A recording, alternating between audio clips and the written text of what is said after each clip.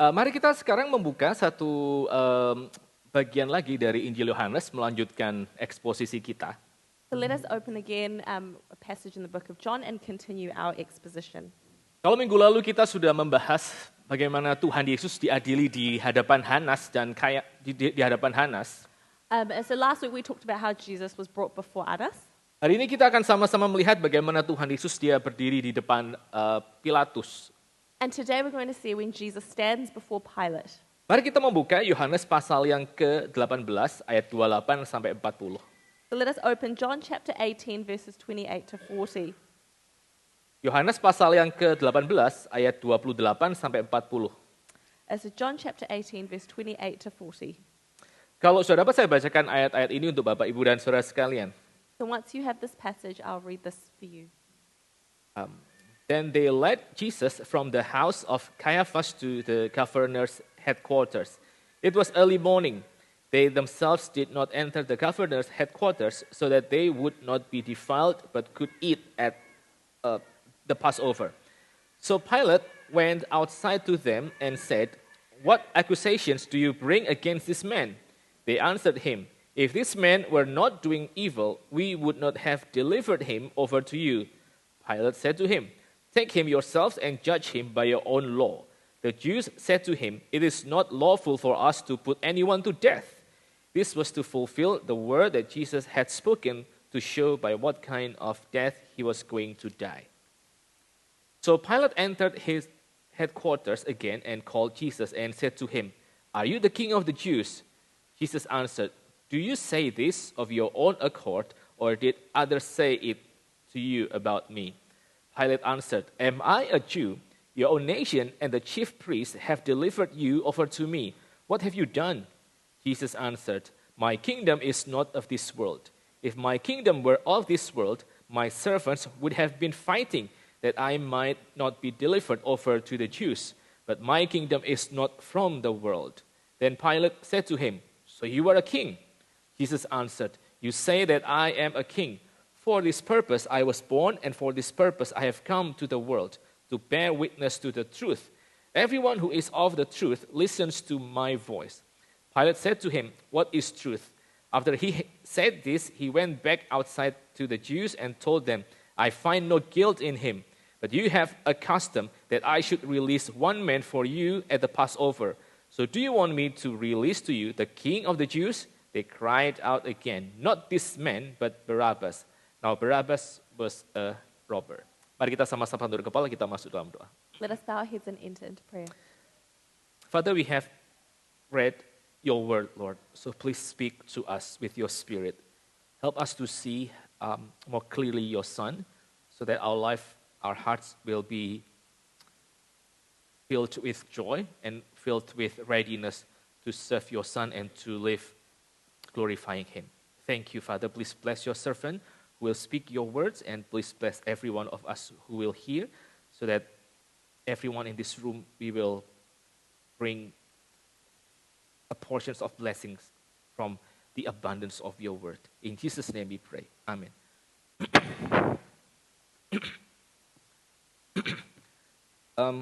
Saudara, saya percaya bahwa pengalaman kita menerima SMS random itu pernah terjadi. Brothers and sisters, I trust that the experience of us receiving random text messages is something we all have experienced. Selama saya ada di Auckland, saya pernah beberapa kali itu menerima SMS yang mengatakan bahwa kiriman barang yang harusnya saya terima itu masih tertunda di salah satu gudangnya New Zealand Post. So the time that I've been in Auckland, I've received a few text messages that says that the parcel that I have ordered is being held in some warehouse in Auckland. Lalu untuk membebaskan barang itu, maka saya harus transfer sekian banyak uang. And if I want to obtain that particular item, I need to transfer a certain sum of money. Dan tentu saja saya nggak transfer, karena saya juga nggak merasa saya pesan apa-apa. And of course, I didn't transfer any money because I didn't think that I ordered anything. Tapi juga karena nomor SMS-nya itu mencurigakan. But of course it's because that text number was also very suspicious. Karena seluruh nomor SMS yang muncul di dalam layar saya itu adalah satu nomor SMS yang memang betul-betul satu nomor penuh dari nomor SIM gitu ya. Because those text messages that came to my phone, they were like a full proper number that you could like text. Padahal biasanya kalau SMS itu dikirimkan oleh satu company yang legitimate, kadang-kadang mereka cuma pakai 4 digit number. However, usually if you get a legitimate text message from a company, it's only from a 4-digit number. Jadi karena saya tahu misalnya pola nomor SMS yang benar bagaimana, maka saya tidak terlalu tergoda untuk lantas cepat-cepat mengirimkan uang ke siapapun yang mengirimkan SMS bilang saya harus transfer sekian banyak uang. And because I know what a normal text message number should be like, I didn't feel particularly pressured in order to have to transfer the money to this number. Saya tahu karena saya pernah lihat SMS yang seharusnya bagaimana, yang legitimate. And that's because I have already seen what a text message from a legitimate number should look like. Lain halnya pada waktu kita tidak tahu yang asli itu seperti apa. But then on the other hand, if we don't actually know what the legitimate thing should look like. Satu kali waktu saya berbelanja di Pack and Save, saya pernah lihat ada satu orang pria yang dia sedang sibuk pilih-pilih watermelon. So one time when I was in Pack and Save, I saw a young man who was busily trying to pick a watermelon. Lalu dia ambil satu watermelon itu, terus yang dia kerjakan adalah dia tapping itu watermelon itu sambil didengerin itu, dia tepuk-tepuk seluruh permukaan watermelon. So this one man, he took a watermelon and he kind of listened closely and started tapping all around the watermelon. Dia ambil satu dia letakkan gitu, dia nggak jadi pilih gitu. Terus dia ambil satu lagi yang lain, lalu kemudian dia start untuk tapping sambil didengerin gitu. And then he took that watermelon and he put it aside and then he took up another watermelon and listened again and started to tap. Dan orang itu melakukan dengan begitu intens di depan banyak orang yang sama-sama mau beli watermelon. And this man did this so intensely in front of all these other people who were trying to buy watermelons. Terus sekarang orang itu saking seriusnya ya, saya juga jadi ikut terbawa gitu ya. And because that person was so intense about it, I was also almost drawn in. Karena saya pikir akan bodoh sekali kalau di depan orang itu saya tahu-tahu ambil watermelon begitu saja tanpa saya juga tapping-tapping gitu. Because I must look like a fool in front of that man if I just kind of grab a watermelon without tapping it. Saya ambil satu watermelon terus saya mulai tepuk-tepuk sampai saya dengerin. So I started to take a watermelon and also started tapping it myself. Cuman masalahnya saya nggak tahu saya harus dengerin apa. Gitu. But the problem is I don't actually know what I was looking for. Akhirnya saya cuma mengerjakan itu demi untuk nggak bikin malu di depan orang itu. Dia pikir, karena kalau saya tidak tepuk watermelon itu mungkin dia pikir ya saya ini newbie soal urusan semangka dan buah-buahan gitu. So I really wasn't sure what I was actually looking for, but I only did that in order to not look like a fool or a noob in front of this man. Saudara, waktu kita tidak tahu aslinya seperti itu apa, kita bisa salah pilih, ya. Kita bisa salah menilai barang di depan kita. So that's if we actually don't know what the true or legitimate thing, then we will inaccurately assess things that are in front of us. Tapi juga yang lebih jauh lagi, kita menjadi orang yang menipu diri sendiri gitu ya. Sotoy gitu, sok tahu. But then actually if we take this further, then we become people who almost fool ourselves or kind of think we're experts when we're not. Nah, saya nggak tahu apakah saudara pernah mengalami ini gitu. So I don't know if you've ever experienced this. Tapi kabar baiknya adalah, even orang seperti Donald Trump itu pun juga pernah mengalami hal yang sama, meskipun bukan dalam urusan memilih semangka. But the good news is, everybody, even people like Donald Trump, they've also experienced something of the sort, even if it's not in picking watermelons. Satu kali ada satu orang, art curator gitu ya, yang dia mengerti tentang lukisan, dan dia mengatakan bahwa salah satu koleksi lukisan yang ada di tempat Donald Trump itu fake. So there was once an art curator who was obviously very knowledgeable about paintings. He said there was once a painting in Donald Trump's house which was actually fake. Dan dia bisa menunjukkan bahwa lukisan asli yang dikopi oleh siapapun yang mengkopi lukisan itu ada di art gallery di Chicago. And he was able to demonstrate that the true painting which this person had originally made a fake of was actually in an art gallery in Chicago. Lalu Donald Trump pada waktu dia diberitahu bahwa lukisan ini yang ada di depan rumah, yang ada di dalam rumahmu itu palsu. And when Donald Trump was told that the painting in his house was a fake, dia tidak percaya dengan penilaian si kurator lukisan tersebut. He didn't actually believe in the evaluation given by the art curator. Dan dia mengatakan tidak, lukisan ini asli, saya beli yang asli. And he says, if this is not the true painting, then I will go and buy the true painting. Ya ternyata prinsip yang sama juga berlaku antara kita memilih semangka dengan kita beli lukisan mahal. Then I see that once again this principle is the same whether you're buying a watermelon or you're buying a piece of art. Waktu kita tidak tahu yang asli, kita bisa salah mengevaluasi barang yang di depan mata kita dan sekaligus kita pada saat yang sama menipu diri kita bahwa kita benar. So once again, if we don't actually know what the legitimate thing is, then we're unable to truly evaluate something which is in front of us, and likewise, we also fool ourselves. Saya percaya hal yang sama itu juga terjadi di dalam kehidupan kita sebagai orang Kristen. And I believe the same thing also happens for us in our Christian life. Pada waktu kita tuh tidak lagi bisa melihat Yesus yang asli, Tuhan Yesus yang asli, If we are unable to see the true Jesus Christ, maka kita akan memperlakukan hidup kita tuh secara salah. Kita akan menipu diri kita sebagai orang Kristen. then we will live our lives incorrectly and we will fool ourselves as Christians. Nah, hari ini kita akan sama-sama melihat passage yang tadi saja baru saja kita baca. And so once again, I'll look at the passage which we have just read, Untuk kita dibantu melihat lebih jelas bagaimana kegagalan kita melihat Yesus Kristus itu membuat kita menipu diri kita sendiri. and how we will see how we can, if we incorrectly see the life of Jesus, how we can end up fooling ourselves, Dan memperlakukan Yesus Kristus secara salah. and how we can see Jesus in an incorrect light. Nah, saudara, kalau saudara melihat dari ayat yang ke-28 sampai pasal yang ke-19 sampai pasal ke-19 nanti, If we can look from 18 verse 28 to later chapter 19, maka berkali-kali Yesus Kristus itu digambarkan sebagai raja. many times we see that Jesus is painted as a king. Berkali-kali tuduhan kepada Tuhan Yesus itu mengatakan bahwa dia adalah raja Yahudi. Many times Jesus was referred to as the king of the Jews. Pilatus juga mengatakan, apakah engkau adalah raja orang Yahudi? You know, Pilate also asked, are you not the king of the Jews? Dan nanti pada waktu Yesus Kristus disalibkan, dia juga akan diperlakukan sebagai raja. And later when Jesus was crucified, he was also crucified under the title of a king. Jadi tema dari Yohanes pasal 18 ayat ke-28 sampai nanti pasal ke-19 itu semuanya bertema tentang Yesus adalah raja. And so the theme from John chapter 18 verse 28 all the way until chapter 19 is about Jesus being a king. Dan kegagalan melihat Yesus Kristus sebagai raja, itulah yang akan diceritakan di dalam bagian yang kita tadi lihat. And the failure to truly see Jesus Christ as king is the one failure which we will see being demonstrated in the next passages. Mari kita coba sekarang perhatikan ya adegan yang pertama dari ayat yang ke-28 sampai ayat yang ke-32. Let's see the following passage in chapter 18 verse 28 to 32. Setelah orang-orang Yahudi itu menangkap Yesus Kristus, maka mereka membawanya kepada Pontius Pilatus. And so after the Jewish people had captured and tried Jesus, they took him before Pontius Pilate. Nah, kenapa mereka membawa Yesus Kristus itu kepada Pontius Pilatus?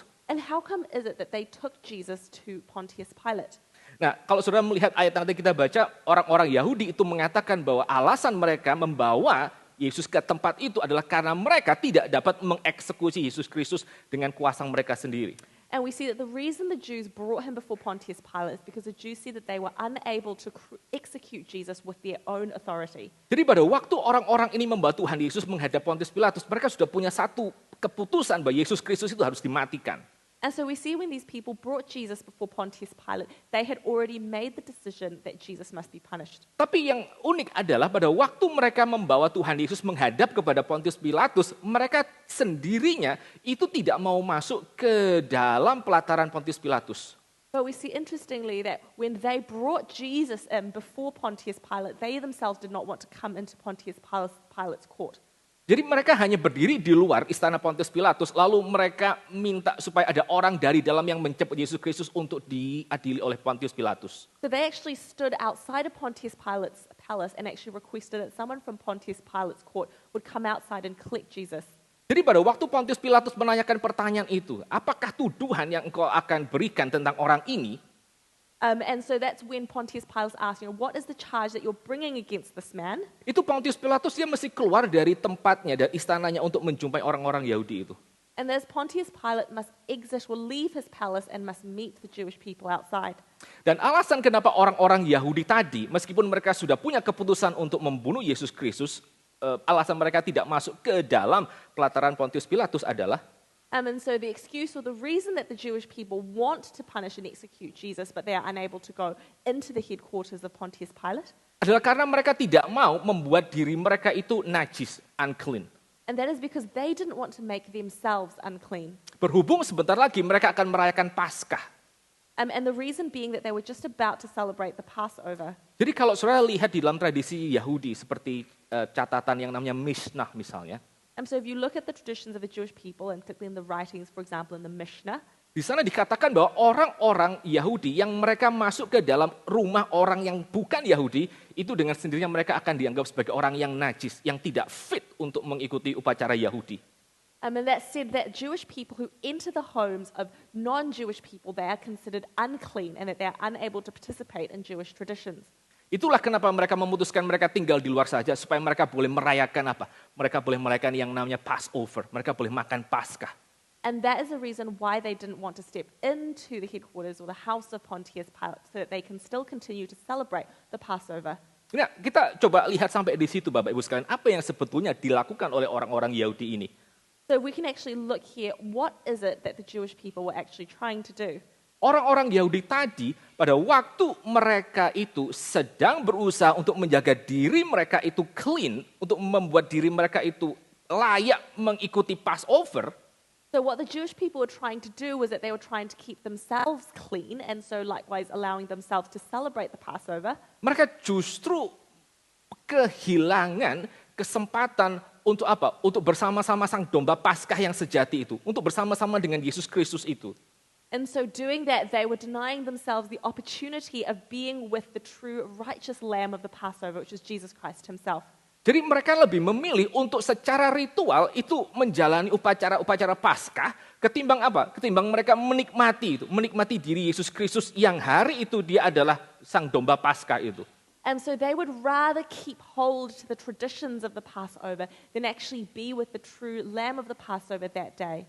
Seperti yang dikatakan oleh Tuhan Yesus, ada orang-orang yang mereka mempelajari Torah, tapi mereka tidak pernah sampai melihat Yesus Kristus itu adalah yang diceritakan oleh Torah tersebut.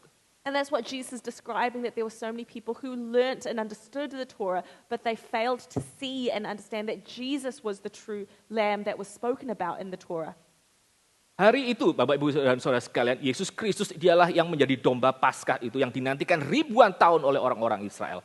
So that day, Jesus was become the sacrificial lamb of the Passover that had been awaited for thousands of years by the Jewish people. Dan pernyataan bahwa Yesus Kristus adalah sang domba Paskah itu bukan satu hal yang enteng untuk dikatakan sebetulnya atau dipikirkan. And to actually say that Jesus was the Passover lamb is not something that should be taken easily or lightly. Karena kalau saudara melihat di dalam konteks aslinya, di dalam Keluaran pasal yang ke-12, If you look at the true context, which is in chapter 12, di sana Allah Israel, Yahweh yang adalah Raja Israel yang sesungguhnya, you see that the Yahweh, or the true King of Israel, itu mengatakan kepada orang-orang Israel melalui Musa, he actually said to the Israelites via Moses, bahwa aku akan berjalan di tanah Mesir so that I will walk in the land of Egypt. untuk membunuh semua anak-anak pertama yang ada di dalam tanah itu.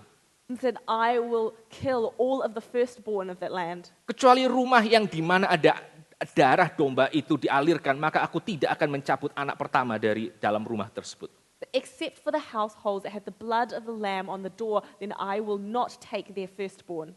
Saudara, di dalam Keluaran pasal yang ke-12, Allah Israel yang adalah Raja Israel yang sesungguhnya dengan sang korban itu merupakan dua hal yang terpisah, dua hal yang distinct. So in Exodus chapter 12, the King of Israel and also the sacrificial lamb were two separate things. Tetapi kalau saudara melihat di dalam Yohanes pasal yang ke-18, maka antara sang korban, yaitu Yesus Kristus yang domba Paskah itu, but we see in John chapter 18, the sacrifice or the lamb that was Jesus Christ, dan Yesus Kristus sebagai sang raja, itu merupakan dua hal yang terjadi pada satu pribadi yang sama. and then Jesus Christ as the King, those two characteristics were made one and fulfilled in Jesus Christ. Nah, dari mana kita tahu bahwa Yesus Kristus di dalam bagian ini itu diceritakan sebagai Raja Israel yang sesungguhnya? And how do we know in this passage that Jesus Christ was being spoken of as the true King of Israel? Dari mana kita tahu di dalam bagian ini menggambarkan Yesus Kristus sebagai sang Yahweh? How do we know that in this passage he was being painted as the true Yahweh? Saudara lihat ayat yang ke-32. So if we look at verse 32. Saya bacakan sekali lagi ayat 32 untuk kita sekalian. So I will read once again verse 32. This was to fulfill the word that Jesus had spoken to show by what kind of death he was going to die.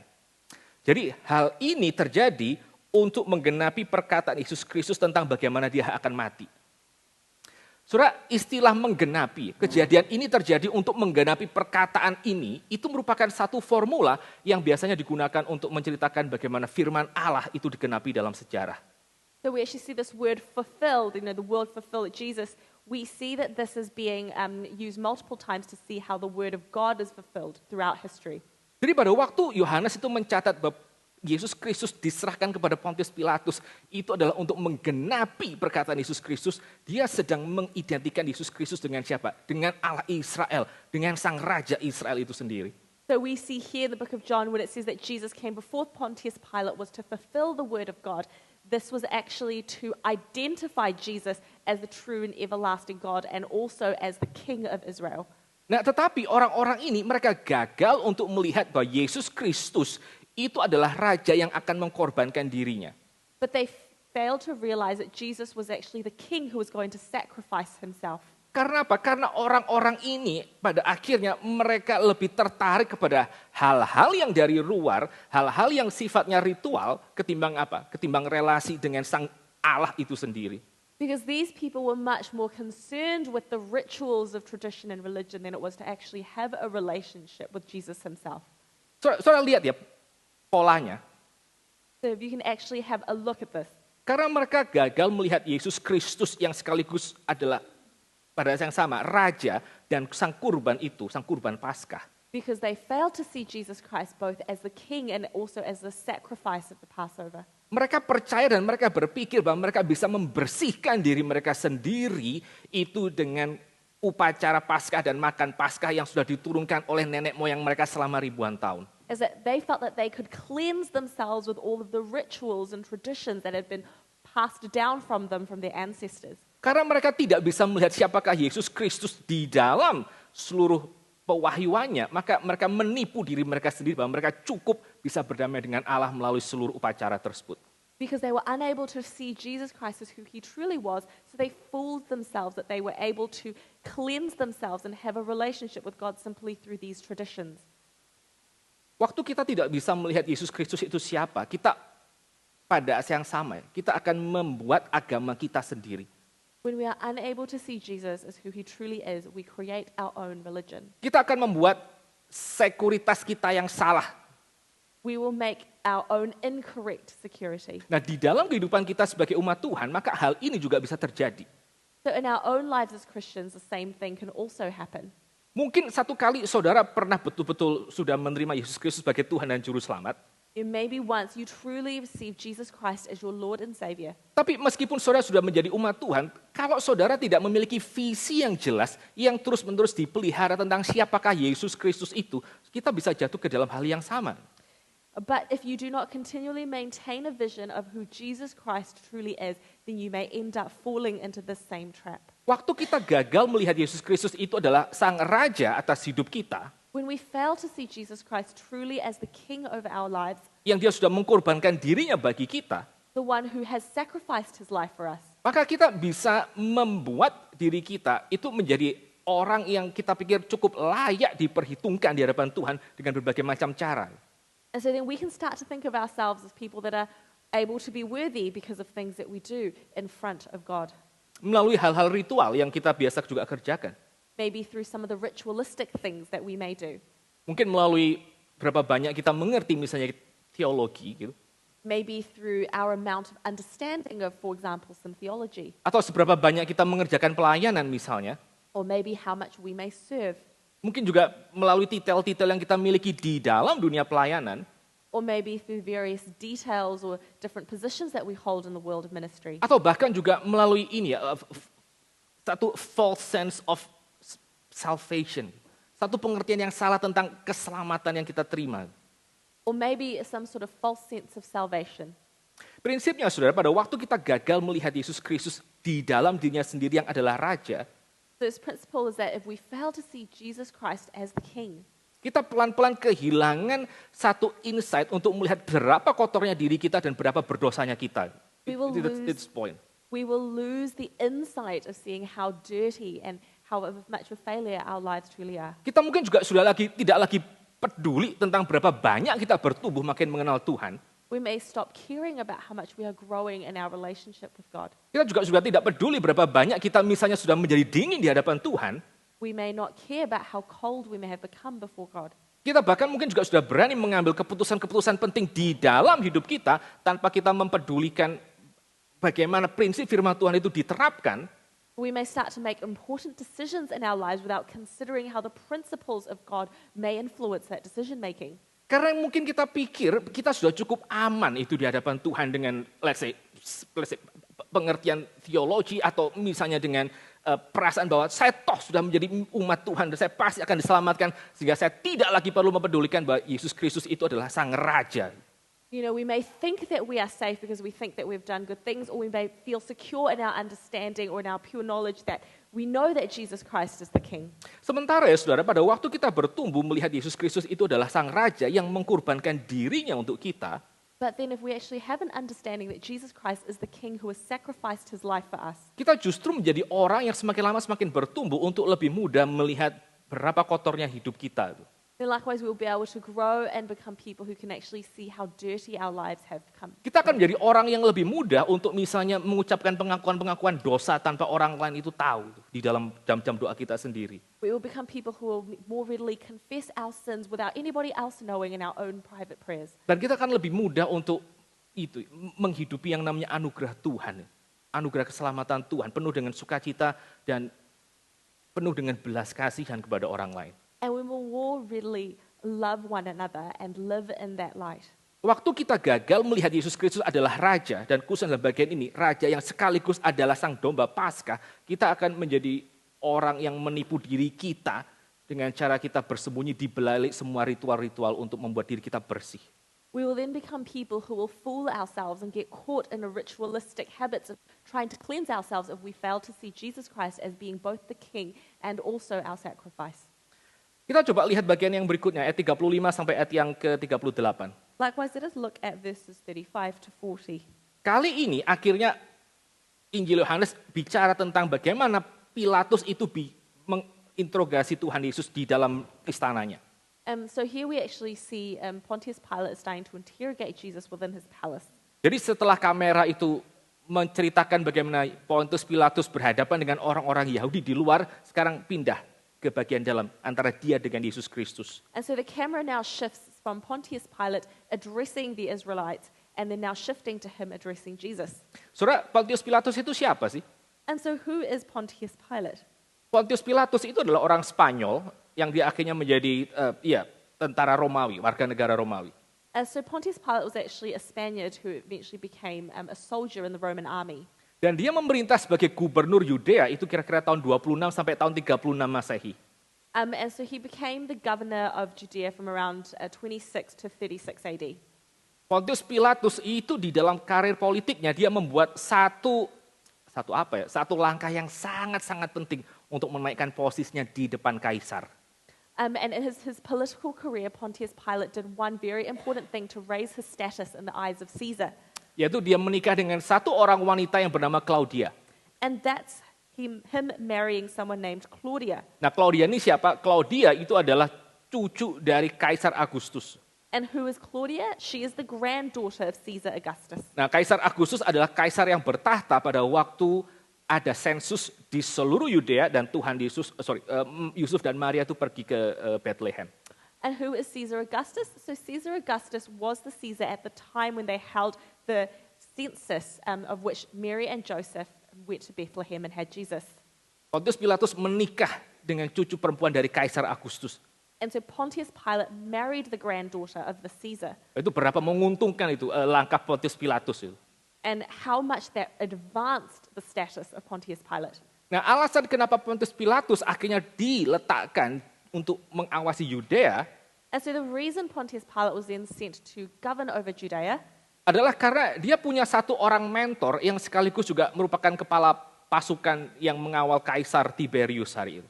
and that's one of his mentors was also one of the heads of Caesar Tiberius. Nah, celakanya untuk Pontius Pilatus, However, the mistake or the error of Pontius Pilate itu mentor politik yang merekomendasikan supaya Pontius Pilatus itu diletakkan di Judea, itu dieksekusi oleh Kaisar tahun kira-kira 31 Masehi.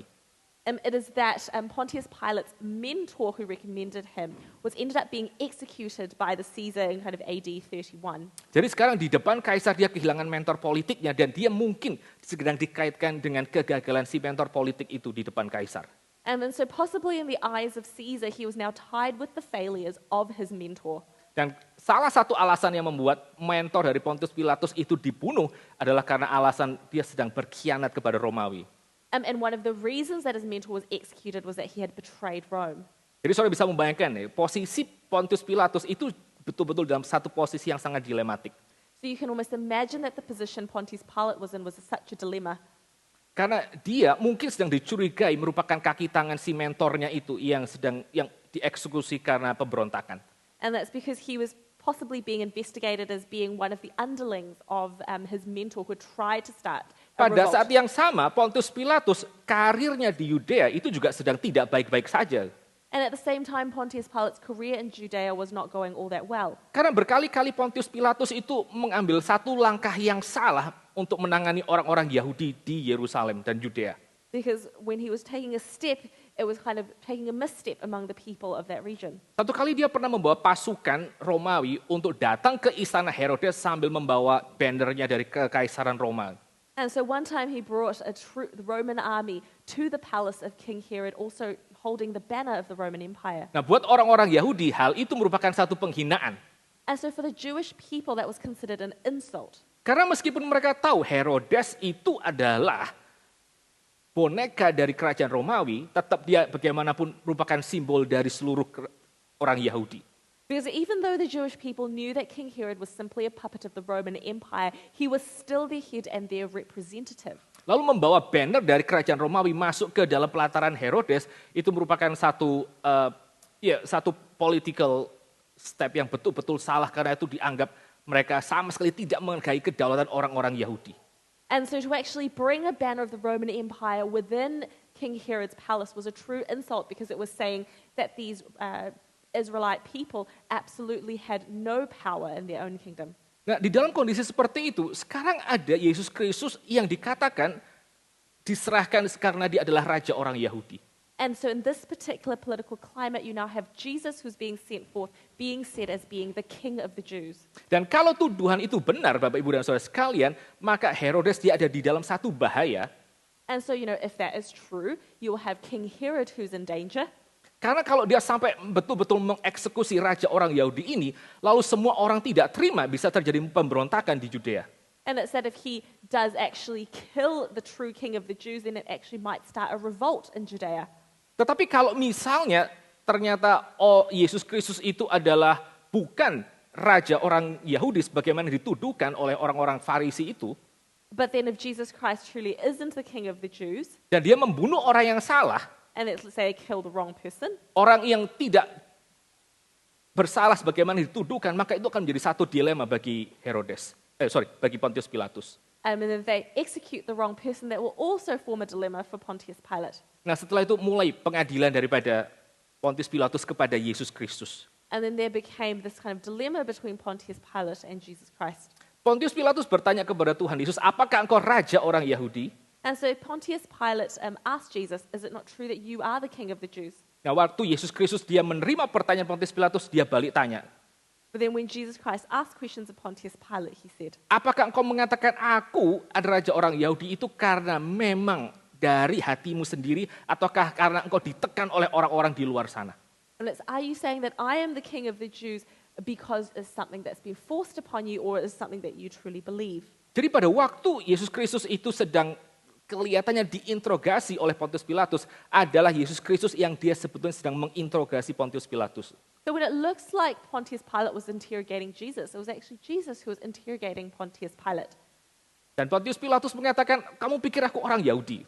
And so Pontius Pilate said to him, do you think that I'm a Jew? Maksudnya adalah karena dia bukan orang Yahudi, maka tidak mungkin dia mengatakan bahwa dia ditekan oleh para high priest dan orang-orang Yahudi yang ada di luar. And so what he's saying is that since he is not a Jew, then surely he is not experiencing the same pressure from the Pharisees and from the other high priests. Nah, lalu kemudian di hadapan Pontius Pilatus, maka Yesus Kristus mengatakan bahwa kerajaannya itu bukan dari dunia ini.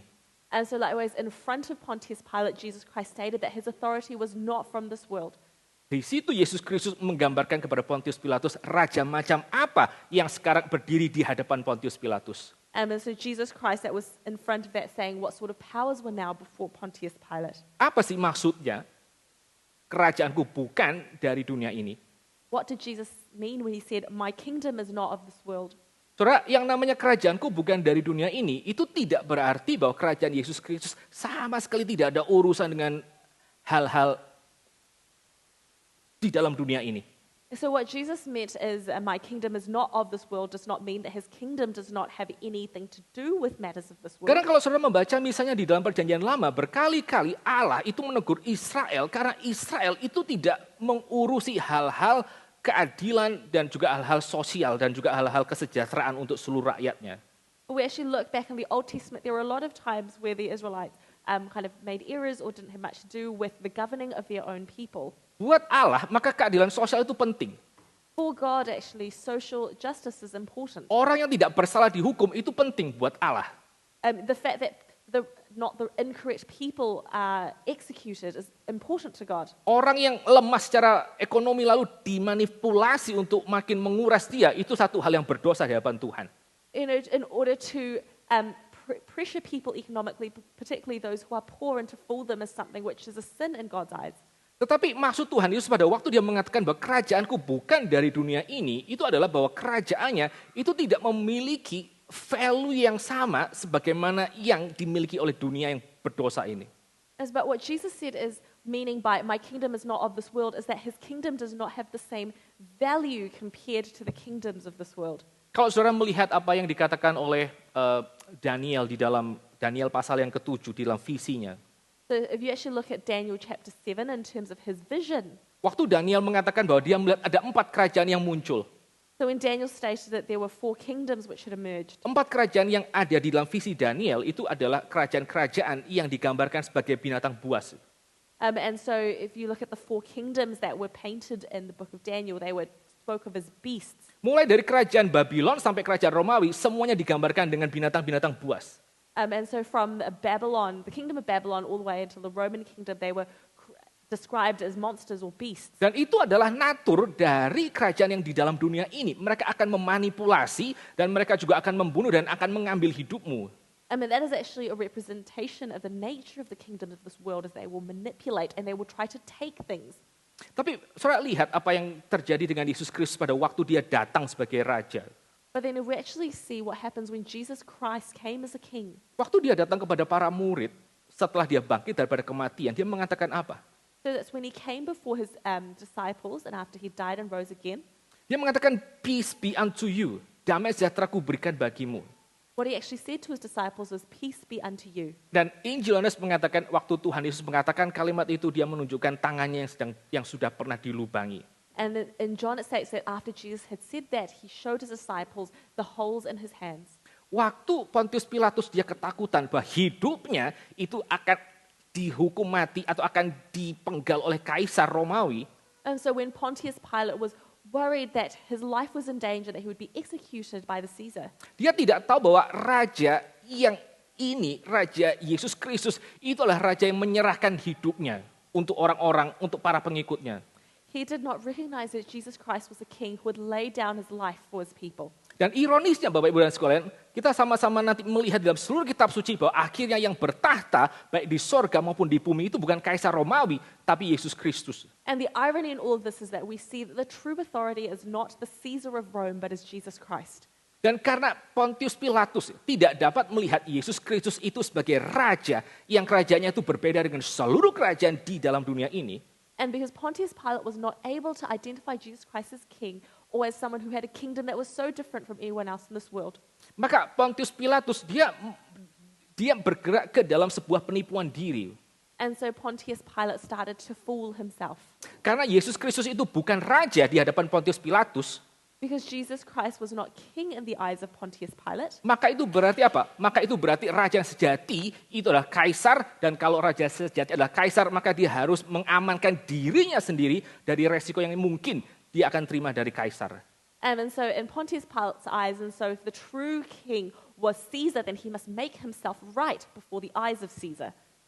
Waktu Pontius Pilatus dia gagal melihat Yesus Kristus sebagai raja yang kerajaannya bukan dari dunia ini. And that's when Pontius Pilate failed to see Jesus Christ as the king of this world. Maka dia berpikir bahwa dia harus mengkontrol hidupnya sendiri.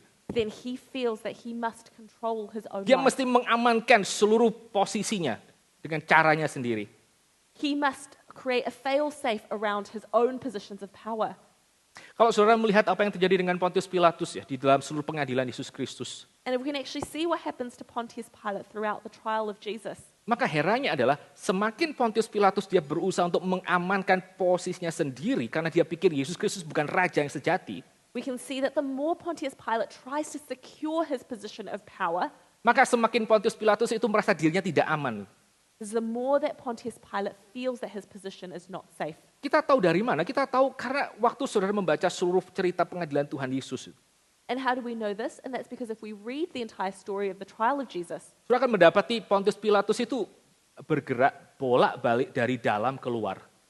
we can see that Pontius Pilate keeps walking from inside the room to outside of the room. Dia pergi keluar untuk menjumpai orang-orang Yahudi, He goes outside in order to meet the Jewish people. lalu masuk lagi ke dalam untuk bicara dengan Tuhan Yesus. Then he goes back into the court in order to speak to Jesus. Setelah itu dia akan keluar lagi untuk bicara dengan orang Yahudi dan masuk lagi untuk bicara dengan Tuhan Yesus. Then after that, he goes out again in order to speak to the Jewish people, and then he goes back in to speak to Jesus. Total Pontius Pilatus itu bolak-balik sebanyak 7 kali. So the total number of times that Pontius Pilate walks in and out is 7 times. Dan bolak-balik 7 kali itu menggambarkan apa? Menggambarkan bahwa dirinya itu adalah satu orang yang dia tidak bisa mengambil keputusan atas situasi yang sedang terjadi. And this going back and forth 7 times is a representation that himself in his heart, he could not come to a decision. Dia tidak bisa mengambil tempat antara orang Yahudi maupun Yesus Kristus, dia ada di mana. He was unable to find a position between the Jewish people and Jesus, and he didn't know where he was. Waktu, sekali lagi ya, Pontius Pilatus itu gagal melihat Yesus Kristus itu adalah sang raja, yang kerajaannya bukan dari dunia ini, yang kerajaannya itu berbeda dengan kerajaan yang digambarkan dengan 4 binatang buas itu. And so once again, and Pontius Pilate was unable to see Jesus Christ as the true king, whose kingdom was different to that of the other kingdoms described in the Bible as beasts. Maka pelan-pelan dia mengambil kontrol atas hidupnya sendiri. Then slowly he was trying to take control of his Dan own semakin life. dia mengambil kontrol atas hidupnya sendiri, semakin dia merasa tidak aman. And the more he was trying to take control of his life, the more unsafe he felt. Saya minggu ini dengerin lagi satu tokoh yang saya sempat ceritakan pada minggu yang lalu. Satu orang bernama Arthur Brooks. So this week I'm going to talk from someone named Arthur Brooks. Dia adalah satu orang profesor yang mengajar di Harvard Business School. So he is a professor at Harvard Business School. Dan satu kali dia ngomong tentang bahayanya workaholism. And so one time he described of the dangers of workaholism. Unik ya saudara, ada satu profesor yang ngajar di Harvard, satu sekolah yang sangat prestigious.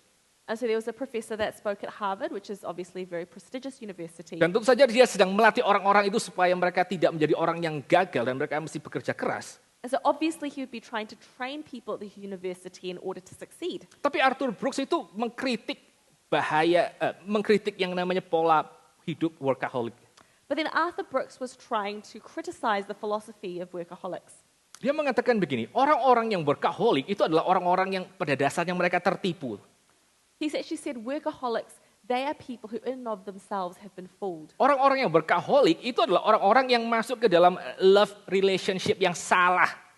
He stated that workaholics have entered into an incorrect love relationship. Mereka punya love relationship dengan pekerjaan mereka. Makanya mereka mendedikasikan hidup mereka dengan sangat banyak untuk pekerjaan itu. Workaholics have fallen in love with their work and so have dedicated their lives to it. Masalahnya kata Arthur Brooks adalah your work cannot love you. Your work cannot give anything to you. Your work just takes everything from you. Masalahnya menurut Arthur Brooks adalah waktu kita itu mengkonsentrasikan hidup kita kepada pekerjaan kita, maka pekerjaan kita itu tidak bisa mencintai kita. Pekerjaan kita hanya akan menguras semuanya dari kita dan tidak akan ada satu kembalian yang akan diberikan kepada kita. Gitu kira-kira. Dan dia mengatakan, kamu jangan terlalu bingung dengan pekerjaanmu.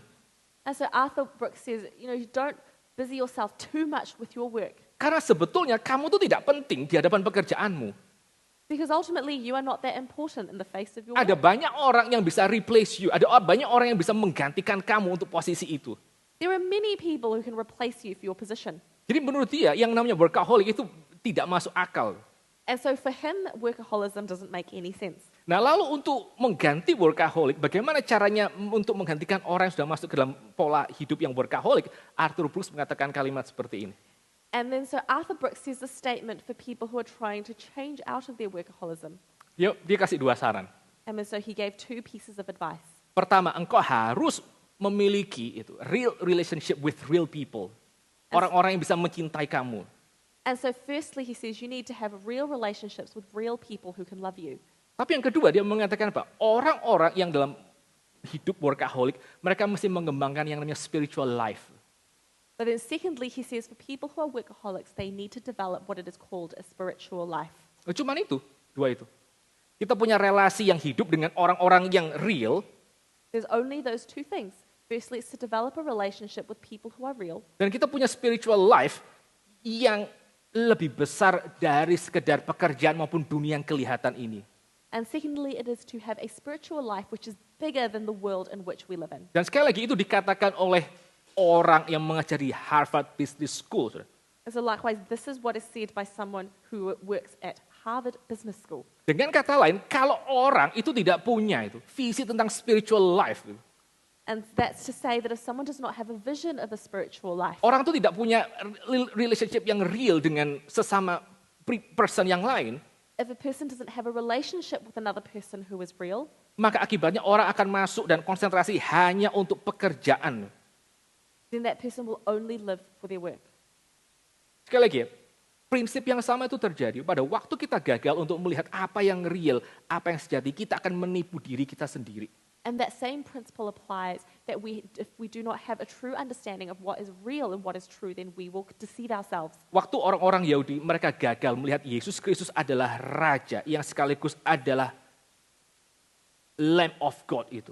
Anak domba yang menjadi korban Paskah itu.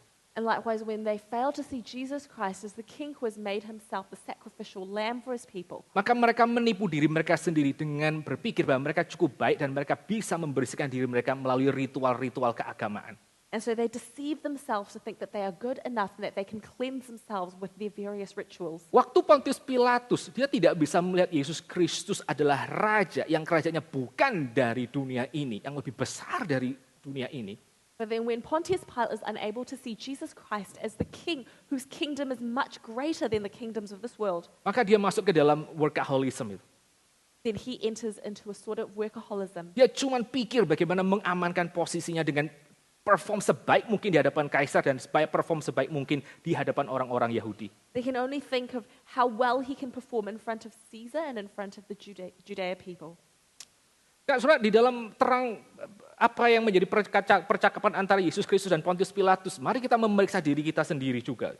And then so likewise, if we look at the Jewish people and also Pontius Pilate, let us examine ourselves. Waktu kita sudah bertahun-tahun menjadi orang Kristen, When there are many years that we have become a Christian, itu apakah visi bahwa Yesus Kristus adalah Raja kita yang dia bukan dari dunia ini, itu juga masih menjadi visi kita yang semula. and this is that vision of Jesus Christ, should that not also be our vision? Karena kalau kita tidak punya visi yang semula itu, maka pasti kita akan menjadi orang-orang yang sibuk untuk mengamankan diri kita sendiri ketimbang untuk kita punya relasi dengan Raja tersebut. And because if we do not have this initial true vision of Jesus Christ, then we will be so focused on creating a safe life. Waktu kita melihat bahwa Yesus Kristus itu adalah Raja yang sesungguhnya, But then when we see that Jesus Christ is the true King, maka kita akan menjadi orang yang dibebaskan untuk mengakui apa? Untuk mengakui bahwa saya memang adalah orang-orang lemah. Saya adalah orang-orang yang remuk, yang saya tidak mungkin bisa mengamankan posisi saya atau mendapatkan rasa aman yang sepenuhnya di dalam dunia ini. then we actually have the freedom to admit that we are people who are weak and that we are people who need help in this world. Waktu kita melihat Yesus Kristus adalah Raja yang bukan dari dunia ini, maka kita menjadi orang yang semakin lama itu semakin human. Gitu. We will then become people who will become more and more human. Bahwa memang saya rapuh dan saya lemah, Tuhan. And it's I am weak and I am needy. Waktu kita sekali lagi gagal melihat Yesus Kristus itu adalah Sang Raja, And so when we fail to see Jesus as the true King, maka kita akan berusaha untuk mencari rasa aman itu sebagaimana Pontius Pilatus juga kerjakan. then we'll also try to find security in the way that Pontius Pilate did. Mungkin kita bisa cari di dalam schedule kita itu. Kita berusaha untuk mencari rasa aman itu dalam schedule kita yang kita buat dengan begitu ketat sampai tidak ada waktu untuk kita persembahkan kepada Tuhan. Is that we can maybe become people who are so fixated on our schedules and our time that we end up not having any time for Jesus. Mungkin karena kita gagal melihat Yesus Kristus sebagai Raja, maka seluruh hati kita itu fix kepada berapa banyak uang yang kita punya dan berapa banyak hal yang kita bisa hasilkan dengan tangan kita. And so if we fail to see Jesus Christ as King, then we become so fixated on the amount of money which we can have and save. Karena kita misalnya gagal melihat Yesus Kristus adalah sang Raja kita, mungkin kita menjadi orang-orang yang sangat terobsesi dengan diri kita sendiri sehingga semua waktu itu adalah untuk mengentertain hati saya. Because if we fail to truly see Jesus Christ as King, we will become so obsessed with ourselves and we can see that all of our time and all of our resources are to please ourselves. Ya, dan sebaliknya saudara, waktu kita mau belajar untuk melihat Yesus Kristus sebagai Raja kita, mungkin kita harus menyerahkan hal-hal yang tadinya kita pakai untuk mengamankan diri kita sendiri kepada Tuhan. And then on the flip side, if we truly start to see Jesus Christ as King, then maybe those things which we're having to try and build security in our lives, we need to give it over to Jesus. Misalnya kalau saya terlalu saya terlalu kikir, saya terlalu pikir bahwa hidup saya itu hanya bisa diamankan oleh duit. Because, for example, if I can see and measure out and say that my life can only be made secure through money, mungkin good idea juga, mungkin satu ide yang bagus kalau kita belajar untuk memberikan perpuluhan dan juga persembahan misalnya. maybe it's actually a good habit to start giving tithes. Waktu kita merasa diri kita sudah mulai gagal melihat Yesus Kristus sebagai Raja, kita mungkin bisa belajar untuk mencurahkan waktu kita misalnya yang kita biasa pakai untuk bersenang-senang. Itu saya tidak salah, tapi kita bisa belajar untuk mendisiplin kita misalnya ikut dalam persekutuan doa misalnya. And for example, if we start to see Jesus Christ as King, then maybe, for example, our time, which we used to fill in order to do things to please ourselves, which I'm not saying is a bad thing, but maybe we can start to give some of that time up for something like a prayer meeting. Waktu yang kita biasa pakai untuk self-serve diri kita, itu kita bisa belajar untuk persembahkan kepada Tuhan. Time that we used to use to self-serve ourselves, may we give that to Jesus. Demikian juga hal-hal yang lain di dalam hidup kita. And so likewise, other things in our lives. Apapun yang kita pakai untuk membuat diri kita merasa aman dan secure, dan itu menghalangi kita melihat Yesus Kristus itu berdaulat atas hidup kita, maka kita mesti belajar untuk serahkan. And so these things that make our lives feel safe and secure, maybe these are things that we need to surrender to God. Saudara, ironisnya di dalam hidup Pontius Pilatus, And so the error in the life of Pontius Pilatus itu akhirnya betul-betul diganti karena dia dianggap fail untuk mengamankan seluruh wilayah Yudea dan sekitarnya. what we see is Pontius Pilate was ultimately exchanged because he was failed to have seen to keep the peace in the region of Judea. Akhirnya kaisar yang baru itu mengganti posisi Pontius Pilatus dengan orang yang lain. Ultimately, the Caesar of the time, he actually replaced Pontius Pilate with someone else. Tapi saudara bandingkan dengan apa yang dikerjakan oleh King Jesus, Caesar Jesus. But then what do we actually see with what happens with King Jesus or Caesar Jesus? Waktu Petrus itu gagal, dia tidak gantikan Petrus. When Peter failed, he did not replace Peter. Dia tetap ambil Petrus dan dia memperbarui Petrus. He still took and accepted Peter and transformed him. Kerajaanku bukan dari dunia ini. His kingdom is not of this world. Dia tidak berlaku seperti binatang buas yang akan makan orang atau melakukan orang kalau orang itu berguna maka dia perlakukan dengan baik. He is not like a beast who seeks to devour people. Sekali lagi ya, Pilatus hari itu dia punya kesempatan untuk mengikut Yesus atau tidak dan dia pilih tidak untuk mengamankan dirinya sendiri. And so Pilate that day had a decision to follow Jesus and he chose not to. Hasilnya adalah ya hidupnya tidak aman. And so as a result, he chose safety, but as a result, his life was actually not safe. Saudara, pada waktu saudara melihat apa yang terjadi dengan orang-orang Yahudi dan Pontius Pilatus yang sama-sama gagal melihat Yesus Kristus. And so we actually see the lives of the Jewish people and in Pontius Pilate who tried to keep himself safe. Yang satu merasa diri mereka sudah cukup baik secara moral untuk menyenangkan Tuhan melalui ritual yang dikerjakan. One group of people who felt that they were good enough through their own moral rituals and traditions. Yang satu lagi merasa hidup mereka sudah cukup aman dengan seluruh usaha mereka tanpa mereka memerlukan Yesus Kristus yang adalah Raja yang sejati. And on the other hand, you had someone who felt that their life was safe enough that they did not need to acknowledge the true King of Jesus. Dua orang ini, dua kubu ini These two groups of people, Mereka menginginkan hal yang sama. they both needed the same thing. Mereka menginginkan apa? What did they need? Mereka menginginkan apa? What is it that they want? Mereka menginginkan supaya hidup mereka itu menjadi satu hidup yang dinotis baik oleh Allah maupun juga oleh kaisar. They wanted the same thing, and that was to be made righteous. And that's before God and before Caesar. Mereka ingin hidup mereka diakui melalui ritual oleh Allah ataupun melalui performance mereka oleh kaisar Romawi. They wish for their life to be made right. Was it before the rituals to be made right before God or before the praise of Caesar? Tapi apa yang Yesus Kristus tawarkan untuk orang-orang seperti ini? But what is it that Jesus offers to these people? Apa yang Yesus Kristus tawarkan untuk orang-orang yang menginginkan hidup mereka dinotis oleh apapun yang mereka inginkan untuk notice mereka? What is it that Jesus offers these people who wishes their lives to be noticed by whomever? Kita lihat ayat yang ke-39 sampai ayat yang ke-40. So we look at verses 39 to 40. Saya bacakan kalimat yang sebelumnya ya. After he had said this, he went back outside to the Jews and told them, I find no guilt in him, but you have a custom that I should release one man for you at the Passover. So do you want me to release to you the king of the Jews? They cried out, not this man, but Barabbas. No, Barabbas was a robber. Terakhir saudara, waktu Pontius Pilatus mengatakan, aku tidak menemukan orang ini bersalah. So lastly, when Pontius Pilate says, I find no fault in this man, Kalimat itu berarti bahwa orang Yahudi itu harus dengerin Tuhan Yesus dan Pontius Pilatus itu juga harus dengarkan Yesus Kristus. by saying that statement, he said that the Jewish people must listen to Jesus, and likewise Pontius Pilate must listen to Jesus. Tapi baik orang Yahudi maupun Pontius Pilatus pada akhirnya mereka menyerahkan Yesus Kristus dan mereka mengeluarkan Barabas. But ultimately, the Jewish people and Pontius Pilate, they surrendered Jesus and they actually set Barabbas free. Saya pernah katakan sebelumnya ya, di kebaktian yang lalu bahwa Barabas itu punya satu makna yang sangat penting, khususnya untuk Injil Yohanes. So in a previous sermon, I'd spoken about the importance of the narrative of Barabbas. Barabas itu artinya adalah anak bapa. Barabbas actually means the son of the father. Bahasa Aram itu, bar itu artinya anak, ben, Abbas itu Abba, itu bapa itu. Barabas itu adalah anak sang bapa. So Barabbas, so the word bar in Arabic is ben, which is son. So Barabbas means son of the father. Di dalam adegan terakhir, pasal yang ke-18, maka Barabas itu dibebaskan.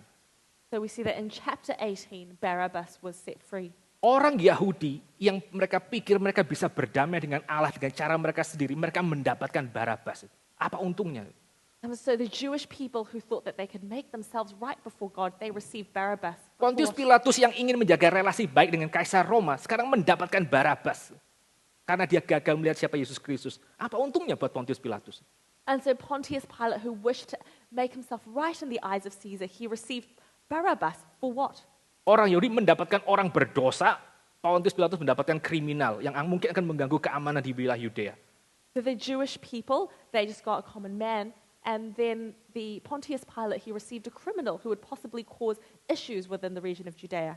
Tetapi pada saat yang sama, pada waktu Barabas itu dilepaskan, maka Yesus Kristus, sang anak Bapa yang sejati, the true Barabas, itu dia akan naik ke atas kayu salib dan akan dimahkotai menjadi raja yang sesungguhnya.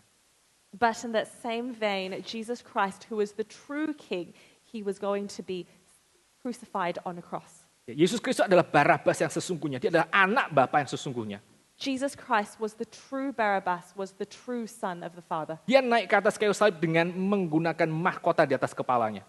He went up onto the cross wearing a crown of thorns. Dan Yesus Kristus anak Bapa itu naik ke atas kayu salib untuk apa? And Jesus Christ, he went up on the cross for what? Untuk menjadikan setiap orang yang menerima dia itu menjadi anak-anak Bapa. And this to allow everyone who receives him to become children of the Father. Jadi sekali lagi ya, orang-orang yang akhirnya mereka memutuskan untuk melindungi mereka dengan seluruh ritual, And so once again, people who wish to protect themselves through rituals, mereka ingin untuk mereka dinotis oleh Allah.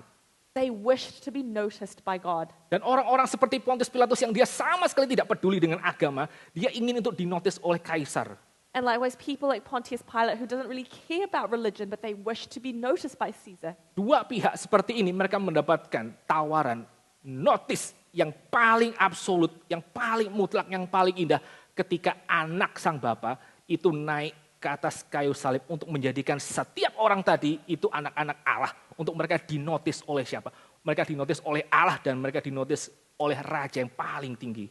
They've actually got their answer through Jesus, who went up onto the cross in order to, through his death, allow every single person who wishes to receive him to become children of the Father and to actually be noticed truly by God. Saudara, saya tidak tahu berapa lama kita menjadi orang Kristen, berapa belas atau mungkin puluh tahun kita menjadi orang Kristen. Those, I don't know how long or how many tens of years we have become Christians. Tapi tantangan yang kita hadapi itulah tantangan yang hari itu pernah terjadi di istana Pontius Pilatus. But the trials that we faced are trials that have been lived out and experienced in the courtyard of Pontius Pilate. Apakah kita tuh masih melihat Yesus Kristus itu sebagai sang raja yang sejati? Ataukah kita mulai melindungi diri kita melalui ritual-ritual dan seluruh whatever reform tradition yang kita miliki? Do we truly see Jesus Christ as King, or are we trying to protect our lives through the various rituals or reformed traditions which we may have?